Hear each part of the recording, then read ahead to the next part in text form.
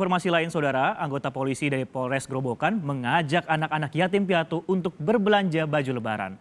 Mereka bebas memilih pakaian yang mereka suka untuk dipakai di Hari Raya Idul Fitri.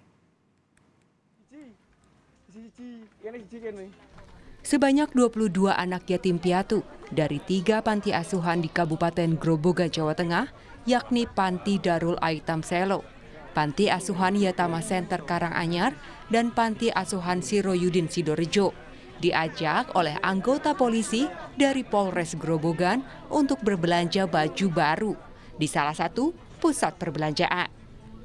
Setelah sampai di pusat perbelanjaan, mereka bebas untuk memilih pakaian yang mereka suka. Mereka tentu boleh untuk mencoba dulu sebelum memutuskan untuk membeli baju lebaran. Ini sebagai wujud tali kasih kita, kepedulian kita untuk anak-anak kita yang yatim maupun yang yatim piatu, supaya mereka juga merasakan kebahagiaan Idul Fitri. Momen berbelanja pakaian dan memilih sendiri pakaian yang disukai memang bukan momen yang sering dialami oleh anak-anak ini. Untuk itu, rasa syukur dan senang pun tentunya terpancar dari wajah mereka. Beli baju buat lebaran. Sama siapa, Dek?